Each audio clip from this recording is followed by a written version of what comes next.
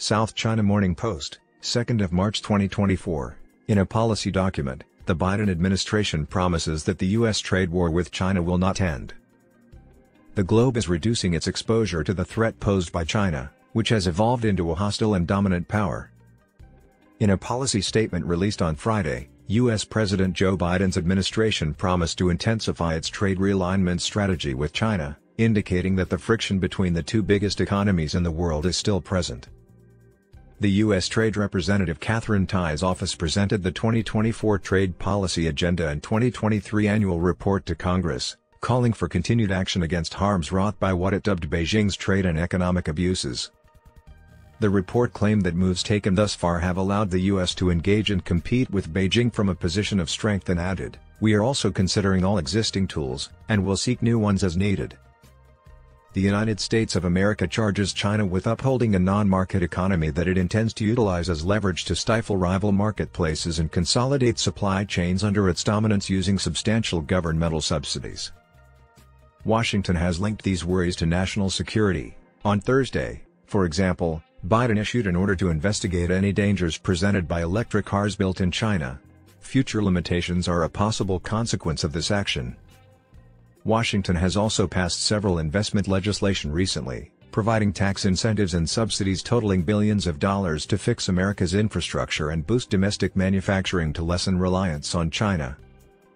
In 2018, Biden's predecessor, Donald Trump, placed tariffs on Chinese imports to resolve the bilateral trade deficit.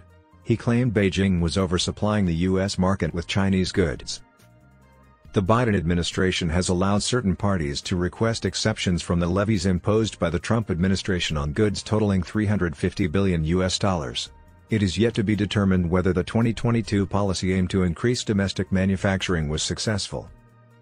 A targeted tariff exclusions process will ensure that our economic interests are being served, and we will keep open the option of further tariff exclusions processes as warranted, the USTR document stated on Friday. The research is released as Biden prepares for his rematch with Trump in November. If re-elected, Trump has threatened to impose tariffs on Chinese imports of 60% or more and a flat 10% on all other foreign goods. Although Mexico surpassed China as the top supplier of products imported into the U.S. in 2023, the U.S. is still one of China's major trading partners. Still, Mexico, China, and Canada account for over a third of U.S. imports. Recognizing that the complex and competitive commercial and economic relations between the U.S. and China impact the world at large, the agenda for 2024 places a renewed emphasis on allying to meet Beijing's challenges.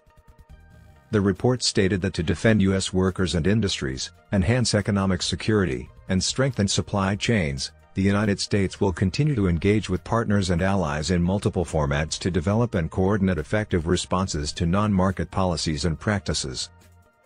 Biden's first significant trade effort, the 14-nation Indo-Pacific Economic Framework for Prosperity, or IPEF, was announced in 2022, and Washington is presently negotiating trade agreements under it.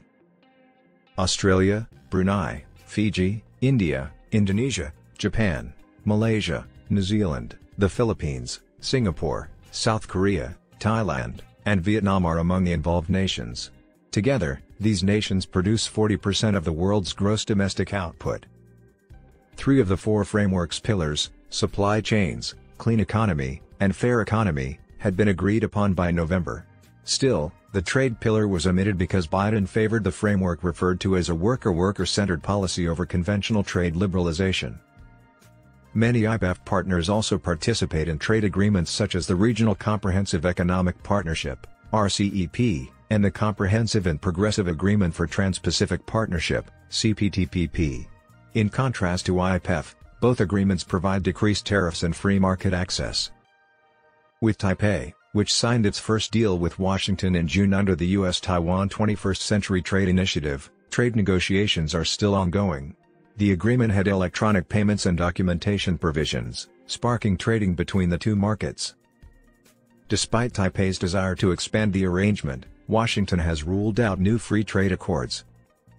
Tai stated, "To drive inclusive economic growth for more people across our society, we are creating new and innovative trade arrangements with our allies and partners, enforcing existing ones, and bringing more diverse voices to the table."